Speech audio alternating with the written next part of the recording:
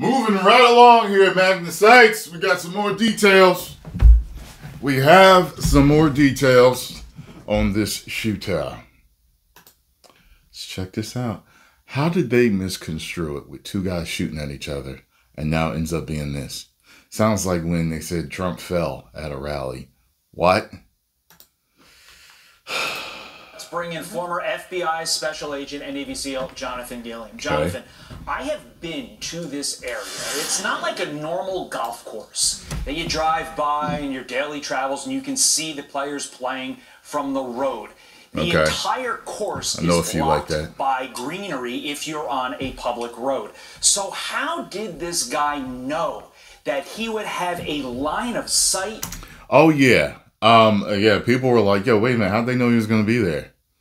Like, it had that leaked from the inside. You know what I mean? To the president. Because I believe he did surveillance. I believe he had some... The female has a pouty face. You see that? See that pouty face? There's a lot of guys that like that. I know you guys are.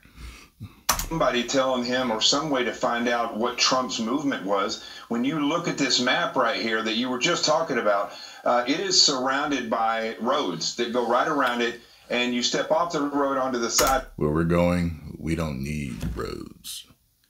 Where's that from? Walk, had to do it. Straight into the trees, and there's a fence right there.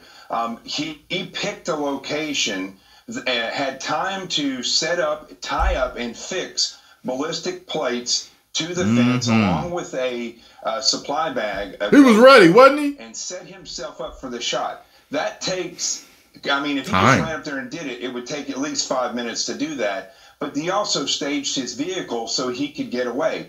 So all that occurred in the perimeter, in a location where Trump was going to be.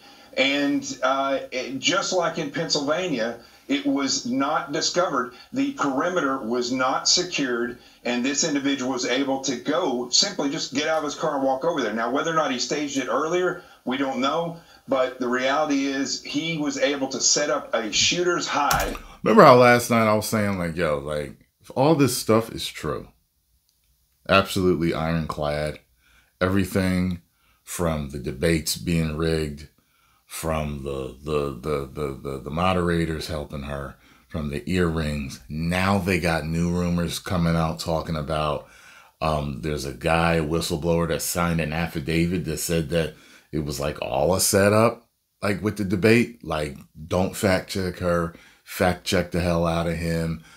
Like, what? I just saw something where one of the women that knows Kamala, that worked for ABC or something like that, didn't want to answer one of the questions. Got 2 assassination attempts. Like, just all of this stuff is just, or matter of fact, there was one thwarted, right? Allegedly thwarted by FBI or whatever. It's like just so much. People are going after him so badly that it's like, all right, now, come on now. Like, he's the first president with all this stuff. You know what I mean? President or former president with all this stuff stacked against him. It's like, man.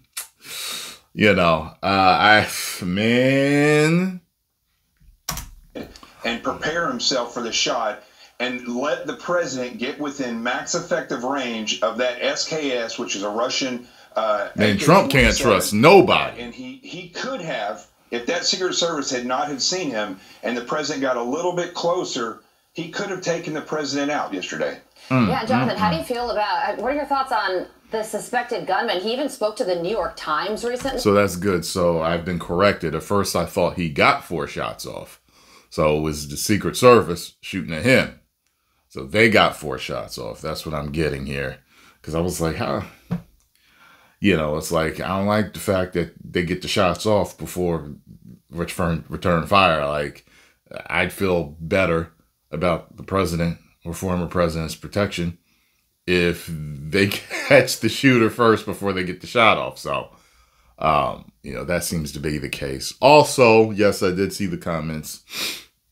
I have to check out, and a few people said, and a lot of you were nice. You were really nice to me. And I appreciate you were respectful. You're like, yo, you might have saw some doctored footage. There were a lot of clips going around where people were cutting it up, making it look like he said, you know, whatever it was, bleach, Clorox, disinfectant, putting that in your vein, whatever that was. So I was like, okay, somebody sent me something, check it out, you know. I was like, okay, you know what I mean? It's so crazy. Like the people, it's funny. I'm more conservative leaning, and it seems like all the conservatives were nice to me, saying, hey, listen, you know what I mean? Hey, you might have got that wrong. Yo, check this out. Da, da, da, da, da. It's funny if I say something that the people on the left don't like. Like, the left is doing a great job of, if I truly want to get into politics, you are doing such a phenomenal job of pushing me to the right. You are. Because the left, the people on the left in my comments are some of the most evil people that I've ever seen type anything in my life. You go to Twitter, type my name up. Guess who's on the left and guess who's on the right by the comments. I'm telling you, I don't understand how they think they're such good people with all the evil that they spew. I really don't. I got liberal friends that are good people, so I know it's not all of them. But I'm like, God, are the most evil people in this country actually on the left? Oh my God. And apparently he was on this personal mission to form an army of his own to defend Ukraine, and he even traveled to Kyiv to do just that. And the Washington Post is also reporting that he wrote a book last year, and he alluded to the fact that he support. Look how crazy he looks. This dude looks crazy. You just was about to assassinate Donald Trump, and you sitting there in the car like,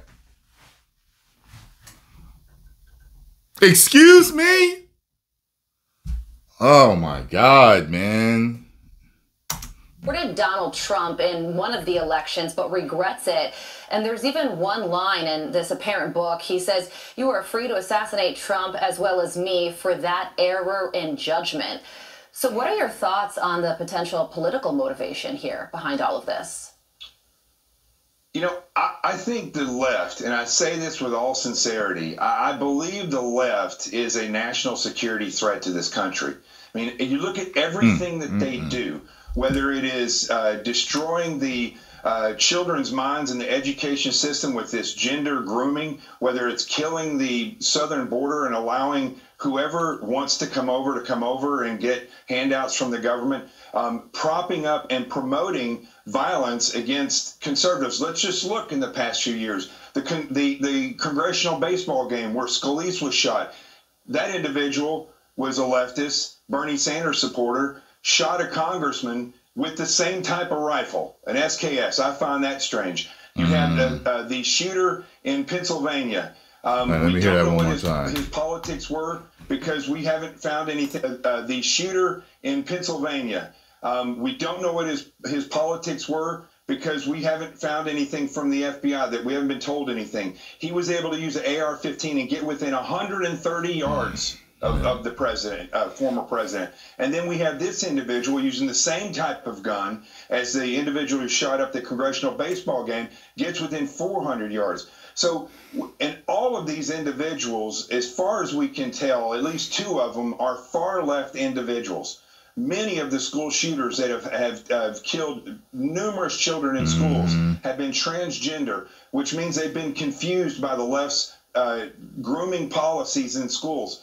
There is a major issue here that everybody is missing because they're trying to be politically correct, and that is the fact that the left is a national security threat, that these types of actions that are being taken are not just being taken because this guy doesn't like Trump. It's the basis in which he doesn't like Trump, because Trump didn't support some of his ideals, which are leftist ideals. And that seems to be a reoccurring issue, along with, from an investigative standpoint, these perimeters that are never secured. And it's local law enforcement's fault, and it's also the Secret Service's fault.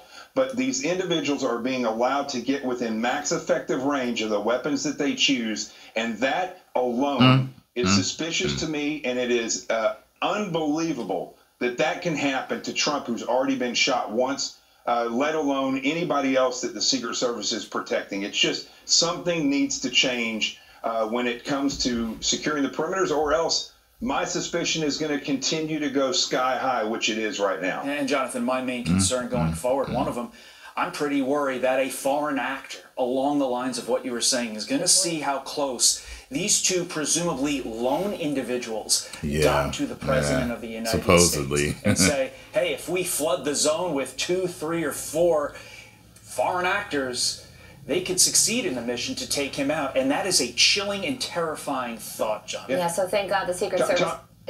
John, I'm mad he just said that. Here, but go ahead. Don't give nobody no ideas. If enough people who support Trump and support freedom in this country, they could have gone out and surrounded that golf course themselves. We could do that, either being hired to do that, that's true, or just going out and saying, you know what, we're going to get a group of people together and we're going to walk around where he's at on the outside perimeter. And you would have done a better job because you would have probably spotted this person. I can't understand why law enforcement isn't doing this. And if Trump wants to hire myself or other people like me, I'm not just saying that to get a plug, but there's people out there that can just do perimeter security, and we would stop all of these issues. Yeah, well, thank God that Secret Service agent on the advance team spotted the gun poking out of that chain link fence. But you are right. The question remains how we even got to that point is a terrifying prospect. Jonathan Gilliam, thank you so much for joining us. As always, we appreciate your insight. I'm Steve Doocy. I'm Brian Kilmeade. Man.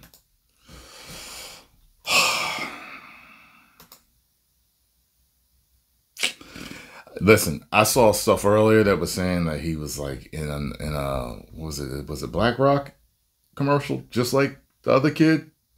Just like, what in the hell is going on? Someone sent me that interview that he did by himself.